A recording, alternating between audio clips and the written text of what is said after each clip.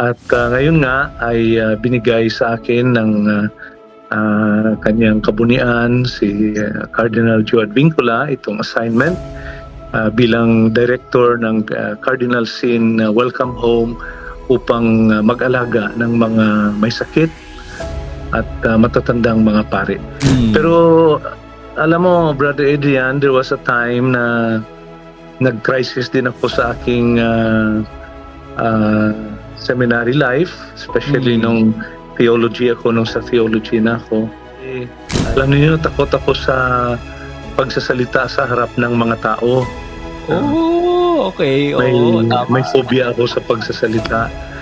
Kaya naisip ko, naku, paano ko nito magiging pare? Kasi at the same time, napakalakas pa rin yung parang panawagan ni Lord na sige lang, basta magpatuloy ka lang, hindi kita pababayaan. No? Parang naramdaman ko rin noon yung malakas na udyok ng married life. No? Oo, na yes, Bishop, I think that is a very good idea, no, na magkaroon tayo ng sariling religious community. Pagkatapos sinabihan niya ko, pwede ba ikaw nang magsimula niyan, ikaw magtatag? So para akong binuhusan ng tubig, no? Ito nga, yung isang pangangailangan na nakikita namin ay may mga pare na kapag tumatanda ay wala silang mapupuntahan. Confession from morning until the evening para anytime na yung mga tao ay gustong magkumpisal, any time of the day or any time of the night, ay mayroon silang alam na lugar. Halimbawa yung mga call center agents natin ngayon, no? Kuminsan lumalabas sila ng 12 midnight, 2 o'clock in the morning. Kung minsan may mga inspiration, ay parang gusto kong magkumpisal. Isa naman ako pupunta at this time. We plan to build a small chapel, 24-hour chapel for confession, no? And it is our plan that there will always be a priest. Parang itong 24-hour chapel for confession kasi parang ito yung pagpapakita ng ating simbahan ng pagmamahal, no? Sa mga kaluluwa. Pero alam mo, sa tingin ko, kung talaga nakikita natin ang importansya ng panalangin sa ating buhay, kahit gaano tayo kaabala ay magbibigay tayo ng panahon. Pag tatag namin ni Cardinal Joe ng Merciful Missionaries of St. Joseph, no, because it's really a big struggle. Na gusto ko na pag dumating yung time na retired na ako, I will just spend time hearing confession. I will just experience ako niyan na mahigit 100 ang nagkumpital, no? So I was in the Jesus is the founder of the Roman Catholic Church. At ang isang pinakamagandang proof diyan, even if you're a priest, temptations will still be there. Until we die, there will always be temptations.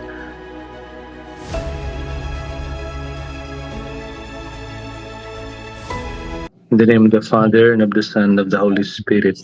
Amen. Amen. Our most loving Father, we praise and thank you for this beautiful morning. Yes, Lord. Thank you for giving us a good rest last night. Yes, Lord. Thank you for the food that we ate this morning, for the air that we breathe. Thank you for the gift of love, friendship, and family. Yes, Lord. And most especially, Lord, thank you for this opportunity you have given us to introduce the Merciful Missionaries of St. Joseph. Yes, Jesus. We ask you, Lord, to bless our community, bless all our members.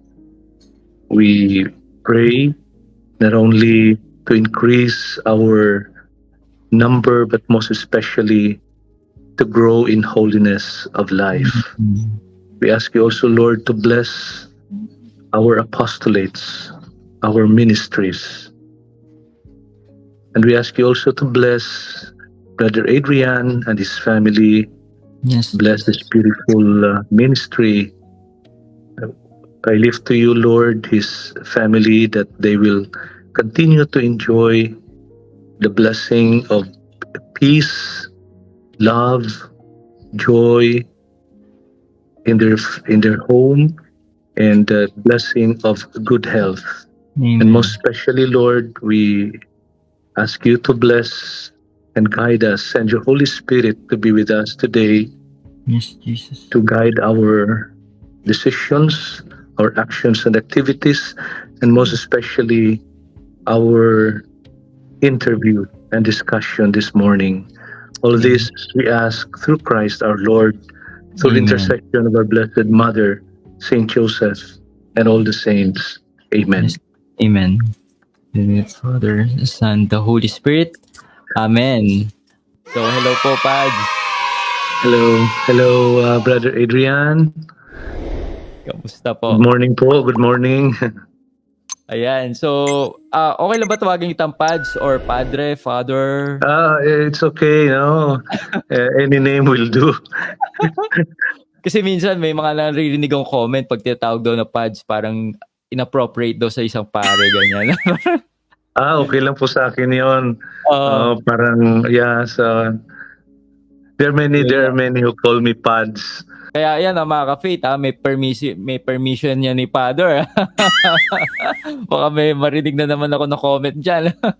Pero thank you so much po, Padre, sa opportunity na to. Dahil sobrang ma-inspired, mabibless ang ating mga viewers na nanonood ng ating interview. Father, okay lang po ba na i-greet muna po natin ang ating mga viewers na nanonood ngayong araw na ito? Magandang umaga po sa lahat. No? At ako'y lubos na nagpapasalamat sa kay Brother Adrian sa kanyang pag-anyaya sa akin na makapanayam sa kanyang programa upang ma-introduce namin yung aming community, ang Merciful Missionaries of St. Joseph, at ganoon din yung aming mga apostolates. Yes. Kundi nyo po kasi tatanungin, Father, na ako ay may personal devotion kay St. Joseph mismo. Kaya very close sa puso ko yung mga ganyang ministry. So, thank you po sa opportunity na to, Father. And Pads, sa ating mga viewers na first time ka lang po nakita, pwede ka bang magbigay ng short background about yourself? Sino nga ba si Father Prex Fajardo? Ako po ay na-ordain bilang isang pare noong March 23, 1985. So, 38 years na rin po akong pare. Wow, grabe. Oo. At dito po sa Maynila, ang aking mga naging assignment ay pinakauna ay doon sa Jesus the Divine Healer Parish in Tahanan Village, Parañaque. That time po ay hindi pa nahiwalay ang Parañaque sa Manila. Yes, oo. At pagkatapos ay nailipat ako sa Our Lady of Fatima Parish in Highway Hills, Mandaluyong. At pagkatapos po nito, nag-serve ako ng ilang taon din bilang chaplain ng Makati Medical Center. At ganun din sa Greenbelt Chapel at sa Sacred Heart, National Shrine of Sacred Heart in Makati. At ngayon nga ay binigay sa akin ng kanyang kabunian si Cardinal Joe Advincula itong assignment bilang director ng Cardinal Sin Welcome Home upang mag-alaga ng mga may sakit at matatandang mga pare. Wow, grabe. Paj, sa nakikita ko lang, parang sa haba na experience mo, talagang grabe yung ginagampanan mo sa simbahan, especially sa Archdiocese of Manila. And Paj, madalas ko tinatanong to sa aking mga nagiging guest, especially mga pare, na ano yung nag-motivate sa'yo para mag-say yes sa bokasyon ng pagiging isang pare? Bakit mo ito tinahak, yung pagiging isang pare? Nagsimula kasi ako nung pa lang first year high school, pumasok na ako sa seminary. Pumasok na ako sa seminary. So I'm a product of minor seminary. 13 years old ako. I see. First year high school ay pumasok na po ako. At para basta naramdaman ko lang yung parang napakalakas yung udyok sa aking damdamin na magpari. No? Hindi ko pa masyadong lubos na naunawaan, but the desire to become a priest was very strong, no? Pero alam mo, Brother Adrian, there was a time na nag-crisis din ako sa aking seminary life, especially nung theology ako, nung sa theology na ako. Ay parang nagduda ako kung talagang magpapatuloy ako bilang ako na magpapari, kasi alam niyo, takot ako sa pagsasalita sa harap ng mga tao. Okay. May phobia ako sa pagsasalita. Oo. Kaya naisip ko, naku, paano ko nito magiging pare, kasi part ng ministry ng pare ay yung pagsasalita, Yeah, pagbibigay ng homily, homilya, no? Pagsasalita sa harap ng mga tao. So paano ko ito magagampanan kung ako'y takot na magsalita? So I thought of leaving the seminary because of that fear, no? Pero at the same time, napakalakas pa rin yung parang panawagan ni Lord na sige lang, basta magpatuloy ka lang, hindi kita pababayaan, no? So I continued until I was ordained priest on March 23, 1985. At awa ng Diyos, nakasurvive naman ako for this past 38 years. At hindi ko na mabilang siguro yung mga homilies na aking naibigay despite of the fear, no? Despite of the fear. And alam mo, Brother Rian, until now, may nararamdaman pa rin akong takot na magsasalita. Kaya kung na-survive ko man ito, kung nagawa ko ang ministry na ito, ay dahil na lang talaga sa awa ng Diyos, sa biyaya ng Diyos. Parang ang aking reflection dyan na kung may binibigay pala ang Diyos na bukasyon sa atin, no? Kung may misyon, no? Pag may binigay ang Diyos na misyon sa atin and we give our yes to that mission, He will also give us the necessary graces and blessings to fulfill that mission. Amen. Naalala ko, Pads, yung sabi ng mentor ko, pag tinawag ka daw ni Lord, mag-yes ka muna bago ka kabahan. God will call you, He will equip you, no? Kitang-kita yun sa'yo, Pads. At pag hindi ka daw kinabahan, kabahan ka. Di ba, bata ka kagad, high school, pasok ka kagad sa seminaryo. Kasi yung common na encounter ko sa mga na-interview ko, minsan na homesick sila. Or yung iba, paglabas nila sa outside world, medyo naku-culture shock. So, Pads, na-experience mo ba yung yung ganung experience? Siyempre, may mga times din talaga na homesick ako, lalong-lalo na nung bago pa lang ko sa seminary. Pero at the same time, marami akong mga happy memories sa seminary. Parang siguro kung talagang tinatawag ka ng Diyos, no, to a particular kind of life, yes, ay bibigyan ka niya talaga din ng biyaya, no, na magiging happy ka.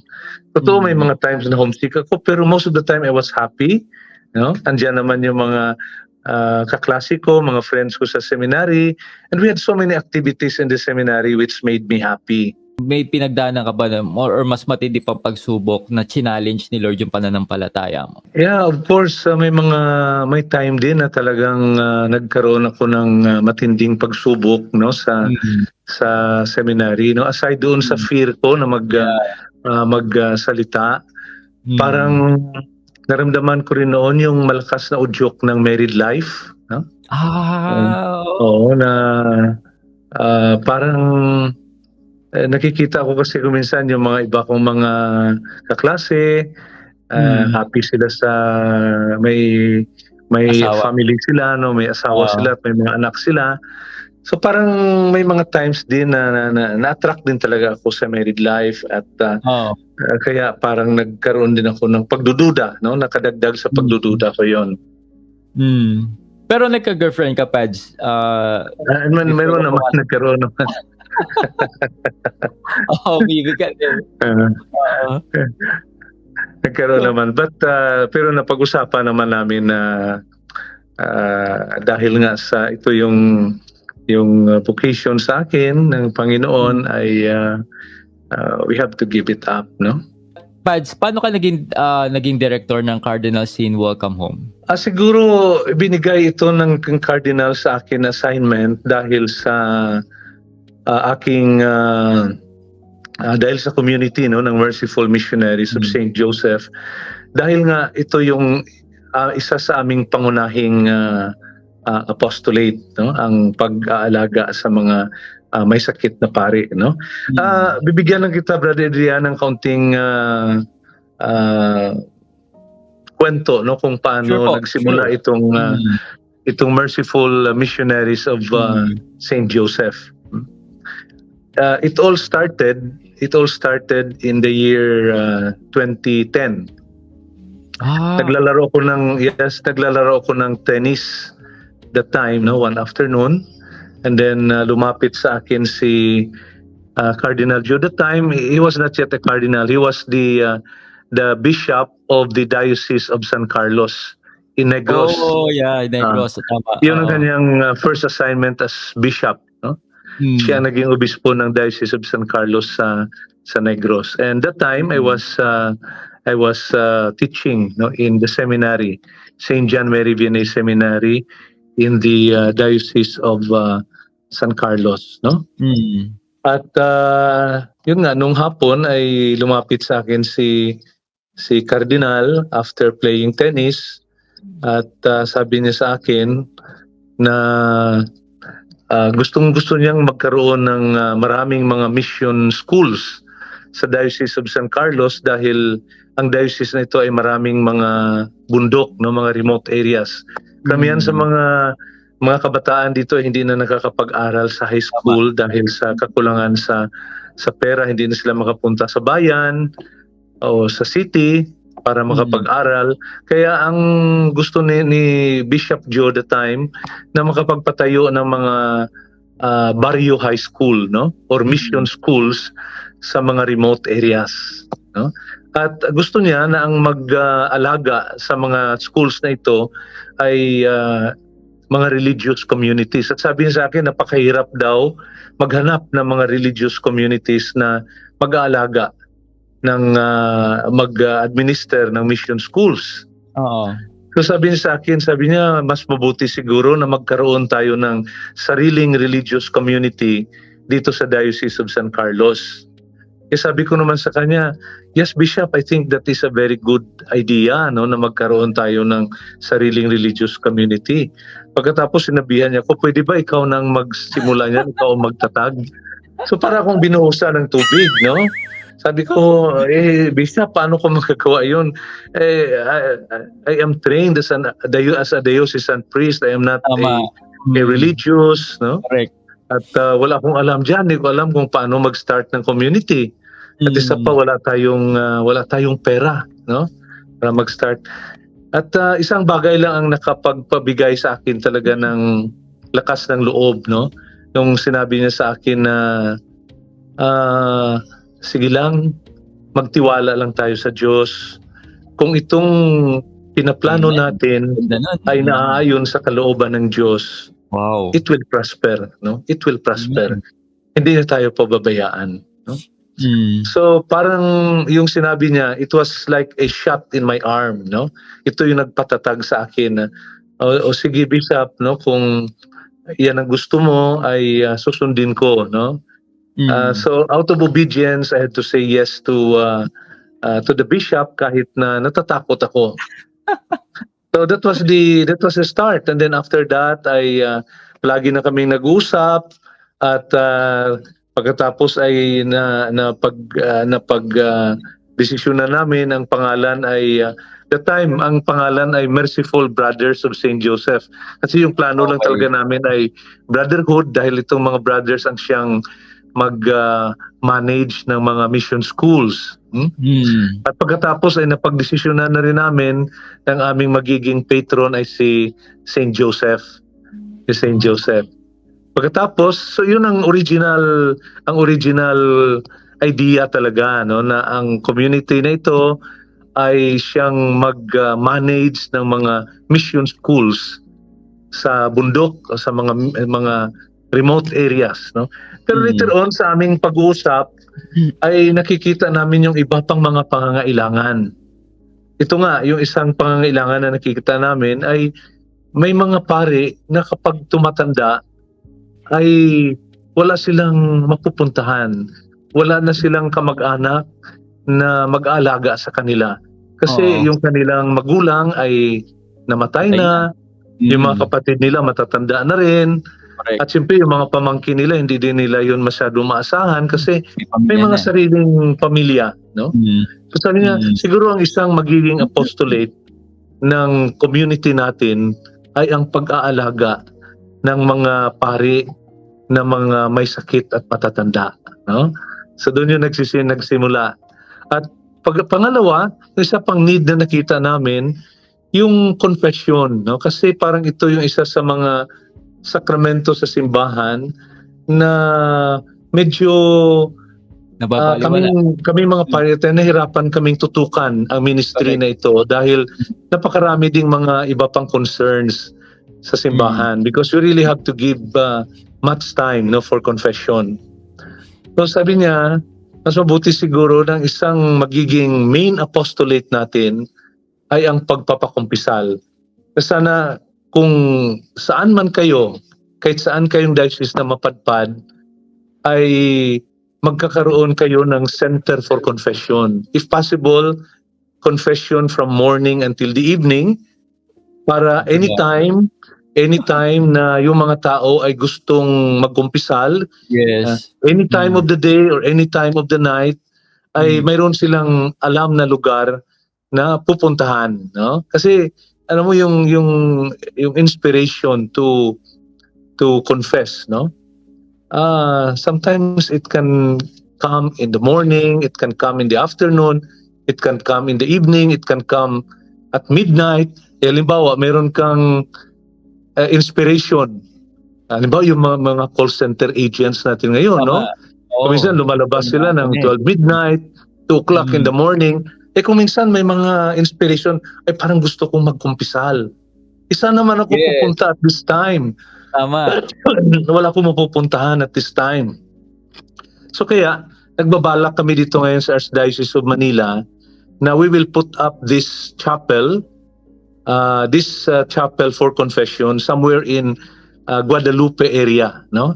Inside the compound of the Guadalupe Seminary, we plan to build a small chapel, 24-hour chapel for confession, no?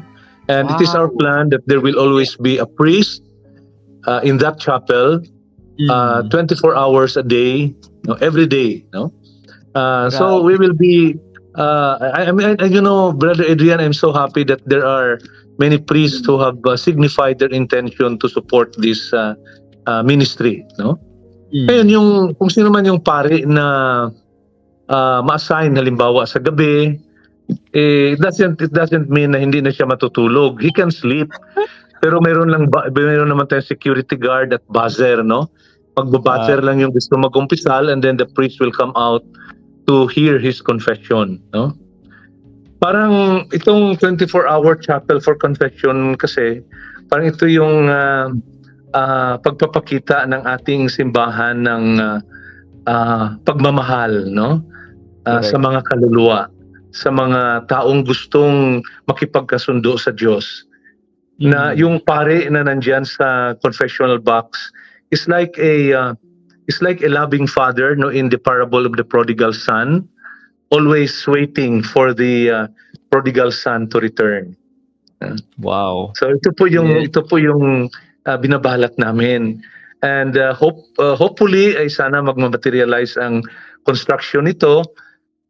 And we plan to open this on the Feast of the Divine Mercy sana, no? God willing. So please pray for this, Brother Adrian. That will be next year, Pads. Yes, sana, hopefully. Oh, nice. Yes, we will pray for that, Padre. I'm sure yung mga nakikinig ngayon within that area, ito ang tuwa dyan. Pero mo, 24/7 confession. Uy, sana all! Kasi madalas nakakarinig ako, Pad, sa mga comments dito sa social media na nahihirapan nga daw silang humagilap ng mga pare for confession. Itong ginagawa nyo, and especially dyan sa Makati Center naman yan, no, Pads? Tas 24... Yes. Diba? Actually, Brother Adrian, it's very accessible siya kasi if you are traveling in EDSA from Quezon EDSA, City, yes, Mm. makikita mo na yung chapel na yan at meron kang access na pwede ka makapasok kaagad. And then it's right beside the LRT station of Guadalupe. Kaya pagbaba ng mga commuters ng LRT, pwede na silang pumasok doon. We will look forward for that, Pads, at ipagdadasal ko talaga yan. Talagang ang daming kaluluwang maliligtas ng gagawin niyo po, Padre. Curious ako, ano po yung mga challenges at rewards sa pag-aalaga ng mga may sakit o matatandang pare? I'm sure mahirap gawin yan. Yes, hindi madali, no? As of now, ay meron tayong inaalagaan dito na mga 13 sick or elderly priests, no? May iba tayong mga retired priests in the Archdiocese of Manila at mga may sakit din, pero yung iba ay nasa sariling pamilya nila, kinupok ng kapatid. Meron ng iba na hindi pa medyo malakas pa naman, kaya tumutulong pa rin sila sa parokya. Pero yung mga nakatira dito sa Cardinal Sin Welcome Home ay mga 13 sila. So yung ang oldest kanila ay 87 years old at yung youngest ay 53 years old, no? 53 years old. Meron tayong standby dito na ambulansya, no? Kasi everyday may pumupunta sa hospital for dialysis, for check-up, for rehab, no? Oo. Well, we are just lucky that we have caregivers, no, for the old priests na medyo mahina na talaga. Pasensya ba talaga ang kailangan dyan at kasamang dasal, no? Yes. Oo. Sa pag-handle ng Kailangan din talaga matatanda, palawakin mo yung pasensya mo, no? You have to deal. Siyempre, alam mo naman kung minsan pag medyo matanda na, may mga times din na may mga medyo mainit ang ulo, may tantrum. So, kailangan talaga pagpapasensyahan. Pinaranasan naman natin yan sa ating mga parents, mga lolo at lola. Kung minsan pag tumanda na, medyo may times na may mga tantrums. Makakalimutin So, we really na. have to be patient with that. Yan yung collaboration nyo po ni Cardinal Jose Advincula. So, paano nagsimula po ba yung matagal nyo na po ba kilala si Cardinal ever since seminary, ganyan? Yes. We come, first of all, we come from the same town in Capiz. Capiz! We are, yes, we are town mates. And then we are also cousins. He is my third cousin. Nice. Okay. First year high school pa lang ako. Siya naman ay first year theology. That was the first time na nag-close kami kasi we were both seminarians. Ako ay high school, first year high school. Siya ay first year theology. Nag-aaral siya the time sa UST. Ako naman nag-aaral sa Capiz, no? So every time during vacation ay nagsisimba kami pareho. No? Nagsisimba kami pareho sa aming parish. Magkasama kaming nagsiserve sa misa. At palagi kaming nagkukwentuhan. So doon pa lang nagsimula yung aming friendship, no? Hanggang sa matapos ako sa seminary, naging professor ko pa siya sa seminary nung ako ay college, no? Naging professor ko siya. At talagang pag nandito ako sa Maynila, nandun sa Capiz, every time na pumunta sa Maynila, he would stay in my parish, no? Pwede ka ba mag-share, Pads, ng mga memorable lesson or experiences mo during na nakasama mo si Cardinal Advincula? Well, ang isang unforgettable experience ko sa kanya First year high school ako noon, sumakay kami ng train. Kasi may train pa that time sa aming from Iloilo going to Capiz, no? Sumakay kami sa train. At yung aking pamasahe ay binayaran niya. Oh. So yun yung isang first memorable experience ko sa kanya. Oy, sabi ko, napakabait naman ang tawag ko sa kanya noon si Manong si Manong Titing, no? That was his nickname, no? Pagkatapos ang isang ina-admire ko talaga sa kanya, he's a very very good listener, no? Very good listener. Wow. Basta meron kang problema o may sasabihin ka, talagang pakikinggan ka niya. That is why the motto of Cardinal Joe is Audiam, which means I will listen, because he's a very good listener. At sabi niya, siguro nakuha niya ito dahil sa kanyang training as a counselor, because he studied counseling in LaSalle. At pagkatapos ng kanyang training as counselor, ginawa siyang spiritual director sa seminary in Capiz, in St. Pius X Seminary. At nakikita ko na everyday, no, kahit gabi na, napakaraming mga seminarians na pumipila sa kanyang kwarto for spiritual direction and counseling, no? Galing. So diyan mo makikita yung kanyang zeal, no, for counseling, no, ang kanyang ability to listen, no? Wow, thank you for sharing that, Pads. And ano po yung tingin yung role ng prayer sa inyong daily life at ministry? Napakamahalaga, no? Napakamahalaga talaga ang pagdadasal, no? Ang pagdadasal sa ating buhay, no?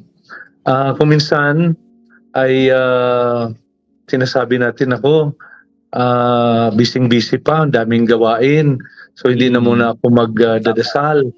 Pero alam mo, sa tingin ko, kung talaga nakikita natin ang importansya ng panalangin sa ating buhay, kahit gaano tayo kaabala ay magbibigay tayo ng panahon, no? I think it's a matter of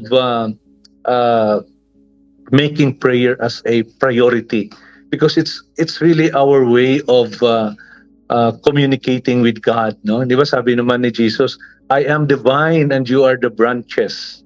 Amen. Apart from me, you can do nothing. Yes. But if you are united with me, you will bear fruit. And it is in prayer where we can unite ourselves with Jesus, no? So, para sa akin, kahit na gaano tayo kaabala, kailangan na magbibigay talaga tayo ng panahon sa pagdadasal. Parang kapareho sa tingin ko, Brother Adrian, sa pagkain, no? Alam natin ang pagkain ay mahalaga. Pero kahit gaano tayo kaabala, kung tayo ay gugutumin, stop muna tayo sa ating gawain at kakain. Sapagkat mahalaga ang pagkain. So siguro ganun din ang prayer. Kung makikita natin talaga at convince tayo sa kahalagahan ng panalangin sa ating buhay, kahit gaano tayo kaabala, ay we will find time. Usually, Pads, yung prayer time mo, ano oras? Siyempre pagkagising sa umaga, and the first activity na gagawin ay ang pagdadasal, no? And then bago matulog sa gabi, kailangan magdasal din. And then in between, may mga prayers pa, no, during the day, kahit mga short prayers lang. And then what I do is when I drive, I usually pray whenever I drive. And then when I am walking alone, I also pray. Ano yun, Pads? Dumating ka din ba sa parang yung tinatawag na spiritual dryness? Of course. Talagang dumarating yan sa buhay. Yung parang tinatamad ka ng magdasal, tinatamad kang gumawa ng iyong ministry. Pero alam mo kasi, kailangan talaga sa buhay natin yung commitment eh. When I say commitment, hindi tayo dapat maging dependent sa mood. Hindi tayo dapat maging dependent lang sa feeling, no? Correct. Kailangan kung committed ka, nasa mood ka man o sa hindi, no, ay gagawin mo pa rin. Gagawin mo pa rin. And Pads, curious ako, di ba yung 38 years mo bilang isang pare, ano yung sa tingin mong pinaka di mo makakalimutang experiences mo sa pagiging isang pare mo? Alam ko marami. Of course, marami. Marami. Siyempre, isa sa mga very significant siguro na experience ko talaga sa ngayon, itong pagtatag namin ni Cardinal Joe ng Merciful Missionaries of St. Joseph, no? Because it's really a big struggle to start a community, no? It's a big struggle. Actually, we started this 2010, so 2013 and 13 years na. Pero napakahirap pa rin, no? Parang pakiramdam ko baby pa rin yung aming community at patuloy pa rin nangangailangan ng guidance, no, from more seasoned formators, no? Kaya nag-invite kami ng mga formators from other religious communities to help us. Bukod dun sa yun nga, yung confession, meron pa ba kayo bang plano or nabivision in the future na gusto nyo maging impact ng community nyo na yan? Para sa akin siguro, Brother Adrian, na parang naset ko na ang mind ko na ito na talaga ang aking pinakamisyon sa buhay. Perhaps until the end of my life, no? Na gusto ko na pag dumating yung time na retired na ako, I will just spend time hearing confession. I will just spend time in the confession chapel to wait for people who want to go to confession. Usually, Pads, gano'n ka-late yung tumagal ka sa confessional box or inabot ka na? Usually kasi kung nandun ako, I start at 9 a.m. and I end at 6 p.m. No? Grabe. Pero of course, hindi naman yung tuloy-tuloy na may nagkukumpisal. Basta nakaupo lang ako doon. Kuminsan may sunod-sunod na mga maraming nagkukumpisal. Kuminsan may mga hours na wala ding nagkukumpisal. Pero pag Holy Week talaga, puno-puno yan. Naka-experience ako niyan na mahigit 100 ang nagkumpisal, no?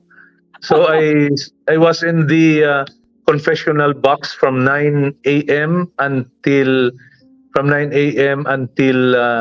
around 9 p.m. no? So of course may mga pahinga din, kain at konting nap, no? Kasi tuloy-tuloy yung pagdagsaan ng mga tao. Oo. Grabe, no? And speaking of confession Pads, sa ating mga viewers ngayon nakikinig, bakit sa tingin mo mahalaga ang confession sa atin pagiging isang Katoliko? Well, Brother Adrian, mahalaga ang confession sapagkat tayo ay makasalanan. Amen. We are all sinners, no? At marami tayong mga kasalanan na paulit-ulit nating ginagawa. Yung tinatawag nating favorite sin, no? Correct. Favorite sin, no?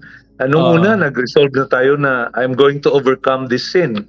But after so many years, nandyan pa rin, hindi pa rin matatanggal. Pabalik-balik pa rin, no?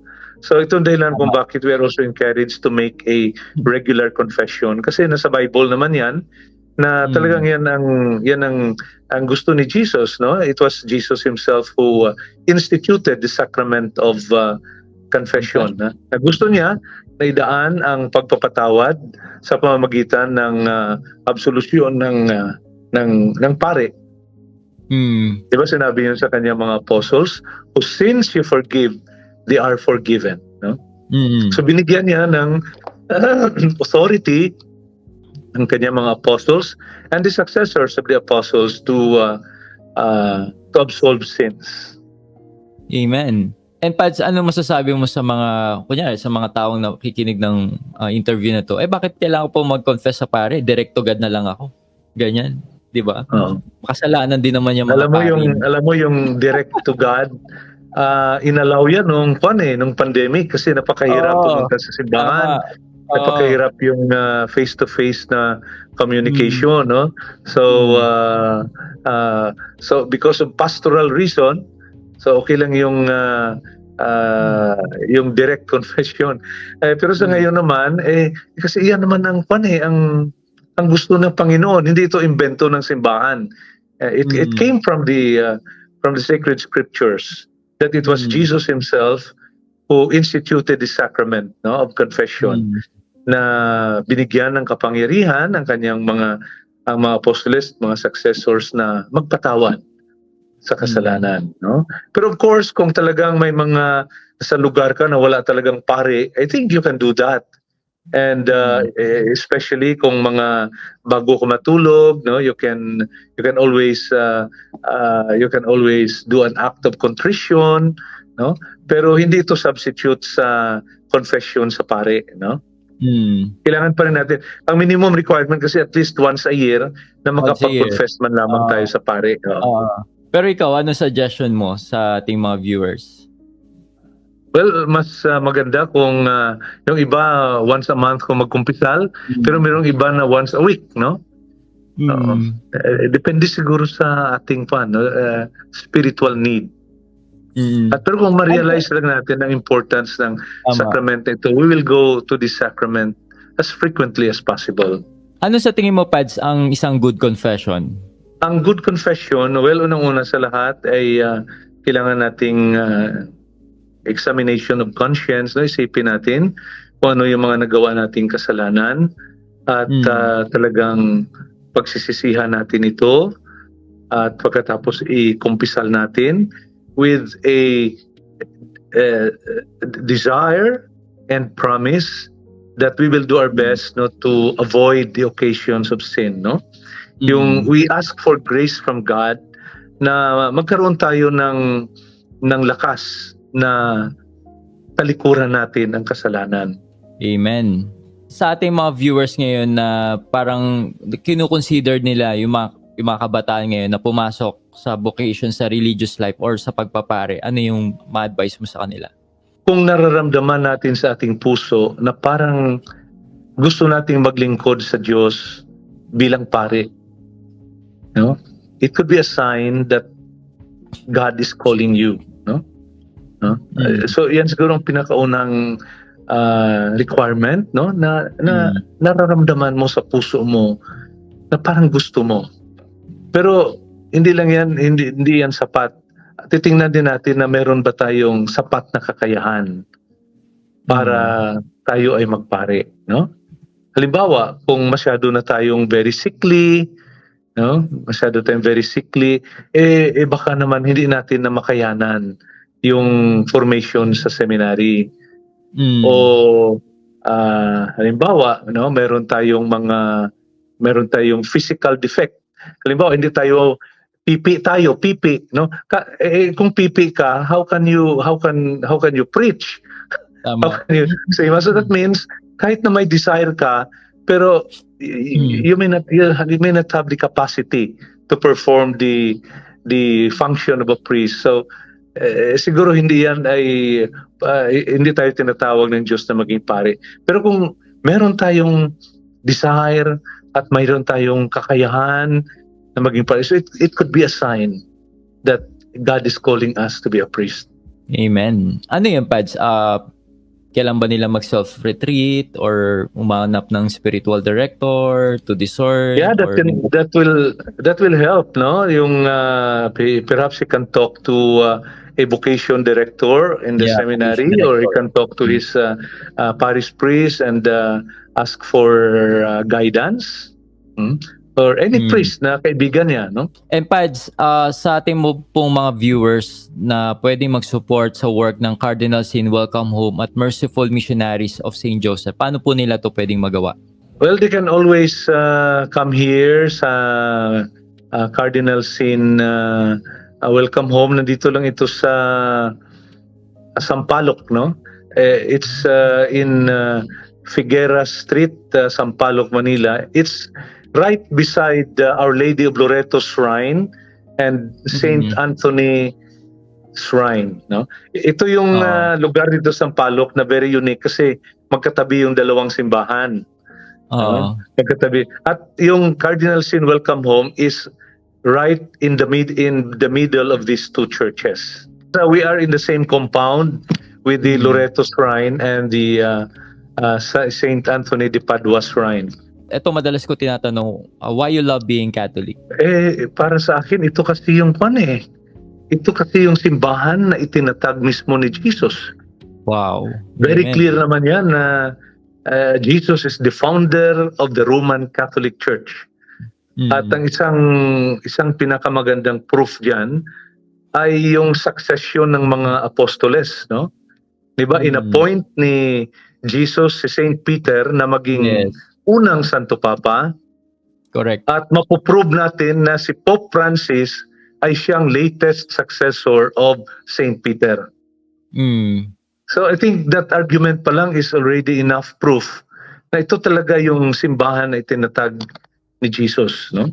Amen. Ang ganda nun, Pads. And siguro mga last few question po, Pads, or medyo controversial topics to.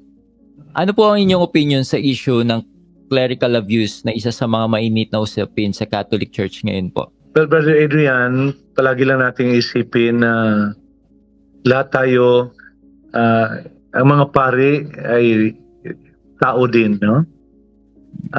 We are not angels, we are not yet saints, no? We are all sinners striving to become saints. Kaya ang isang lalaki, kung siya ay ma-ordain na isang pari, hindi yan mawawala ang weaknesses. Nandiyan pa rin yung ating weaknesses. Kaya kung minsan ay lumalabas pa din yung mga weaknesses. Kaya ito ang dahilan kung bakit kailangan talaga pagbutihin natin yung ating prayer life, yung spiritual direction, para ito mga spiritual reading, kasi ito yung makakatulong sa ating spiritual nourishment na ma-overcome natin yung ating mga temptations. Just remember that even if you're a priest, temptations will still be there. Until we die, there will always be temptations. Ano yung opinion mo sa LGBTQ+ inclusion sa Catholic Church, lalo na sa konteksto dito sa Philippines? Kailangan naman talaga kuha natin we have to respect, no? Each and everyone. Kung ano man ang kanilang gender orientation, ating irespeto yan, no? Alam mo, ang bagay lang naman na inaayawan, pinoprohibit natin simbahan ay yung mga sinful acts. Pero yung orientation, no, yung kung anong damdamin natin, wala tayong magagawa dyan, no?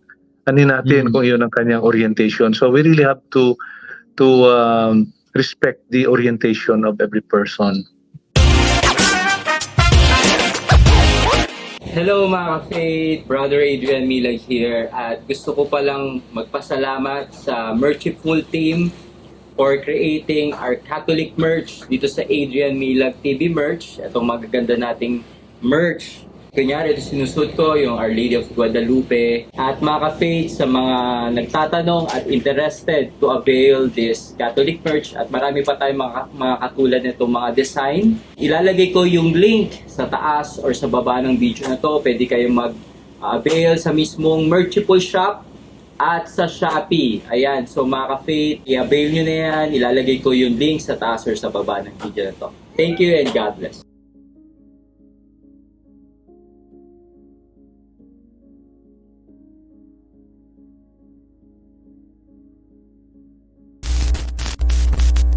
At meron po mga kritiko na nagsasabi na ang Catholic Church ay hindi na relevant sa modernong panahon. Ano po ang opinion or masasabi mo dito, Pads? Meron lang akong konting anecdote dyan, no?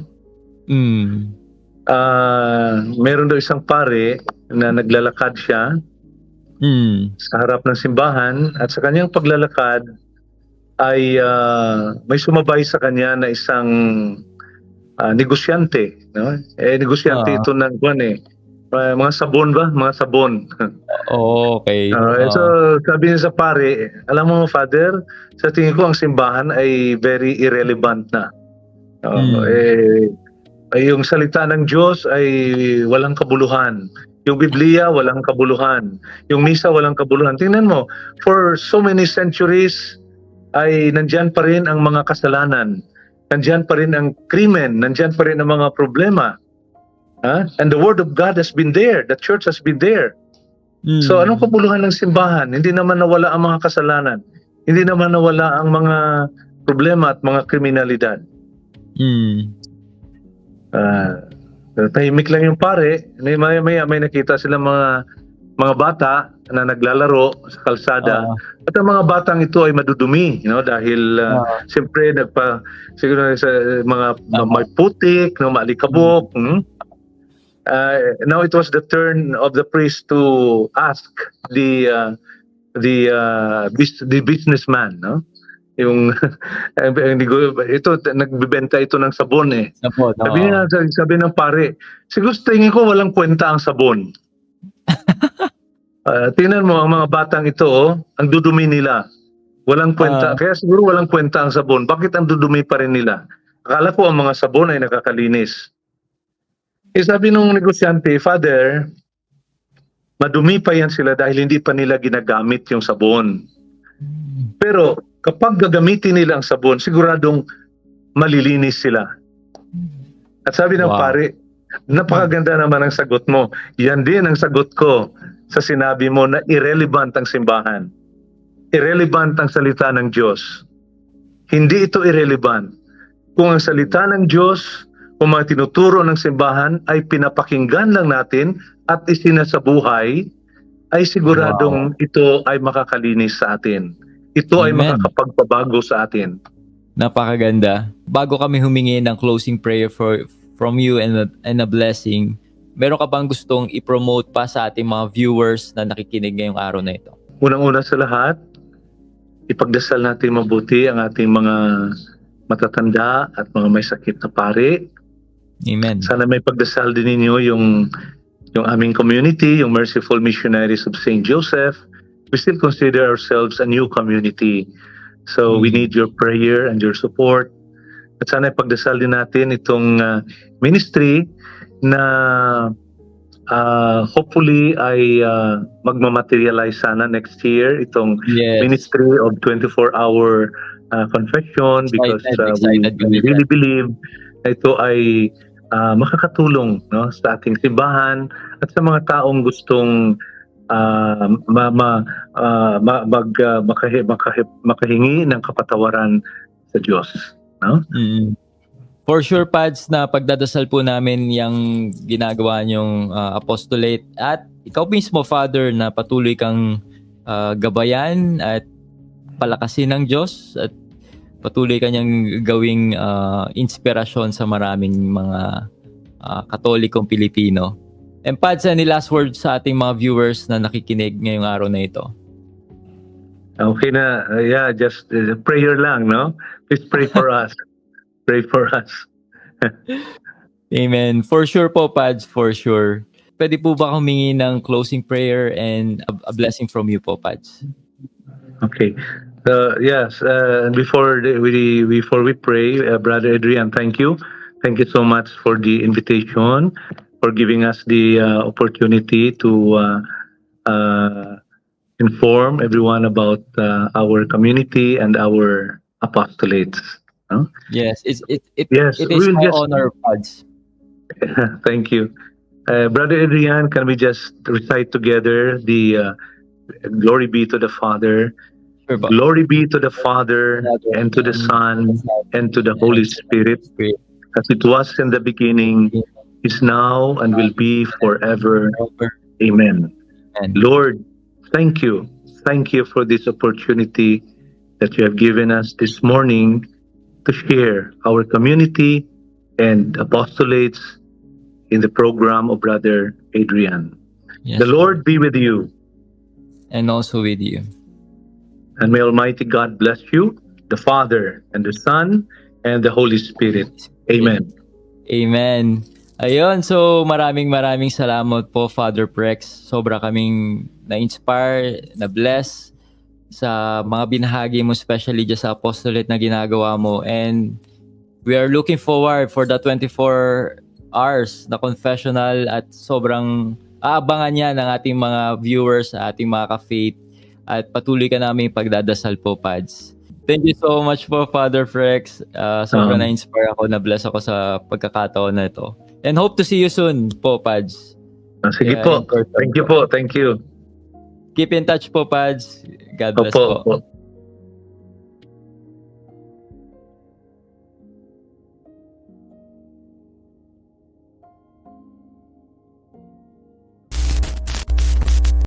Gusto mo bang maging isang online missionary? I'm sure sobra ka na-bless at na-inspire dito sa vlog or interview na pinanood mo ngayong araw na to. Alam mo, bilang isang online missionary, hindi ka lang basta dapat nag-like or nag-comment dito sa pinanood mo ngayon. Make sure na i-share mo to sa mga friends and relatives mo. Kasi naniniwala ako, di ba, na-bless ka naman dito, na-inspire ka dito sa anumang mga natutunan mo habang pinapanood mo to. Make sure na i-share mo to sa mga kakilala mo, sa kamag-anak, kaibigan, or even sa strangers, sa newsfeed mo, sa Viber, sa Messenger, or etc. Dahil nagkaroon to ng impact sa buhay mo, dahil marami ka natutunan dito, so I'm sure na yung mga tao makakapanood nito ay magkakaroon din sila ng same blessing na naramdaman mo. We will spread the good news, itong inspiration na to sa maraming tao. So, para maging isang online missionary ka mga ka-faith, marapat lang na i-share mo to, itong vlog na to or interview na pinanood mo ngayong araw na to. Okay, so thank you and God bless.